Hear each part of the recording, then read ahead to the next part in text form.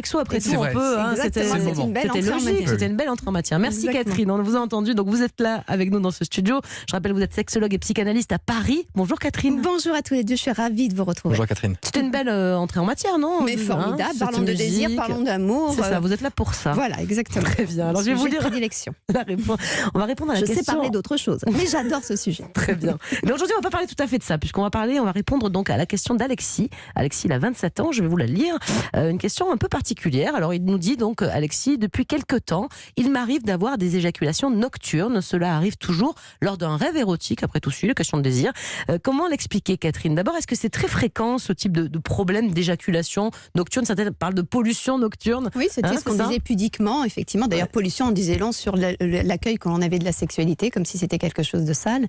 Donc, évidemment que ce sont des choses qui arrivent et qui arrivent principalement chez les jeunes gens, parce que il justement... a 27 ans, il est jeune, effectivement. Mais même chez les hommes adultes, dans la mesure où, de toute façon, un homme, dans sa nuit, connaît des moments d'érection assez importants, qui est un relâchement musculaire, donc des petits muscles qui sont dans les vaisseaux qui permettent du coup une érection à ce moment-là, puisque c'est le sang va être gardé prisonnier dans la verge, et du coup, ça va entraîner une érection qui, si elle va jusqu'au bout, si l'homme n'est pas réveillé, ou si elle s'est accompagnée, pourquoi pas, d'un rêve érotique. D'ailleurs, on croit souvent que c'est le rêve érotique qui est à l'origine de l'érection. Et pas toujours. Alors que c'est souvent l'érection qui amène la fabrication du rêve érotique. C'est plutôt l'inverse qui se produit. Jimmy? Moi, je pensais que ça touchait les petits ados prépubères, un peu excités par des catalogues à l'époque. Non, c'est plus des catalogues, ils vont autre chose. Il n'y a plus que la redoute. Ouais, il y a eu la redoute, mais... Mais du coup, ça touchait plutôt les adolescents, 15-16 ans, et pas forcément les hommes de 27 ans. Est-ce que, je sais pas, à 50 ans, on peut avoir, ou même à 60, est-ce qu'il y a un âge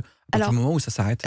Alors, en général, effectivement, c'est vrai que ce sont plutôt les ados, tout simplement parce que c'est un sujet de questionnement extrêmement intense. Et comme ils n'arrivent pas à le trouver, à l'aboutir dans le réel de leur quotidien, et bien dans la nuit, leur pudeur étant en berne, et bien tout d'un coup, tout s'exprime un peu plus fortement. Et du coup, c'est en effet là où ils connaissent leurs premières éjaculations. C'est souvent cette surprise, indépendamment de leur contrôle, qu'ils vont après réitérer au travers d'une masturbation qui leur fera retrouver cette éjaculation. Mais chez l'homme adulte, cela arrive aussi. Alors, il y a deux catégories.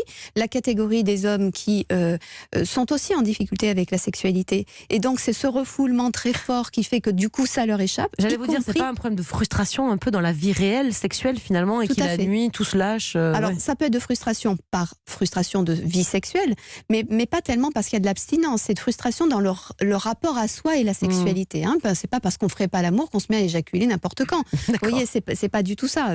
Un homme, c'est pas non plus parce que, à force de ne pas faire l'amour, il y aurait une réserve de spermatozoïdes qui n'attendrait qu'une chose, c'est à sortir, ce qui n'est pas vrai, puisqu'elle s'élimine automatiquement, même s'il n'y a pas d'éjaculation, par le biais de la vessie. Donc, de toute façon, ça n'est pas du tout dû à ça. C'est simplement une difficulté, parfois, à s'approprier son corps et sa sexualité. C'est pour ça que, pas que dans la nuit, il y a des hommes qui, dans la journée, connaissent des érections indépendamment d'un éveil érotisé par une relation, et même allant jusqu'à une éjaculation, ce qui a plutôt tendance à les inquiéter parce qu'ils ont le sentiment de perdre la maîtrise d'eux-mêmes. Jimmy? Mais là, Alexis, il n'a pas l'air très perturbé par ce qui lui arrive, mais est-ce que ça peut être un problème? Est-ce qu'on doit s'inquiéter de ce phénomène si ça devient assez récurrent?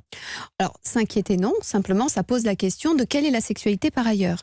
D'ailleurs, c'est pas du tout problématique d'avoir une sexualité alors d'abord un corps qui se met en route et qui check que tout va bien, une érection qui se fait et qui va jusqu'à l'éjaculation, peut-être d'ailleurs avec un support érotisé, d'un rêve érotique. D'ailleurs, il y a la même chose chez les femmes. J'allais vous le demander, est-ce que c'est quelque chose d'uniquement masculin? Alors certes, il n'y a pas d'éjaculation chez les femmes, mais il peut y avoir des orgasmes nocturnes en dormant. Bien sûr, et que ce soit chez les hommes ou chez les femmes, sans masturbation. C'est-à-dire, c'est vraiment parce que c'est rejoint par l'éveil érotique, par le rêve érotique qui raconte toute une petite histoire, dans le film qui est dans la tête, il y a des corps qui se touchent ou des corps qui sont touchés qui amènent à cette éjaculation ou à cet orgasme féminin. Donc c'est vrai qu'on retrouve ça chez les hommes et chez les femmes, et ça n'est pas un problème. Après, ce qui est un problème, c'est à partir du moment où il y a un décalage total entre la tranquillité et la sérénité que nous avons dans notre vie érotique, dans notre façon de faire l'amour, dans notre liberté de le faire, et dans la capacité aussi à le refouler si c'est pas le moment. Et tout d'un coup, des moments où le corps ne répond, a le sentiment la personne a le sentiment que son corps réagit tout seul, part tout seul, en vrille, ou l'oblige à vivre des choses que, pour X raisons, de culpabilité, d'incivilité, d'interdit, on ne peut pas vivre dans son quotidien. Et c'est là que c'est ce décalage, c'est-à-dire une sorte de sentiment de culpabilité par rapport au sexuel qui émerge envers et contre tout, qui est perçu comme étant une source d'anxiété. Merci beaucoup Catherine pour tous ces conseils.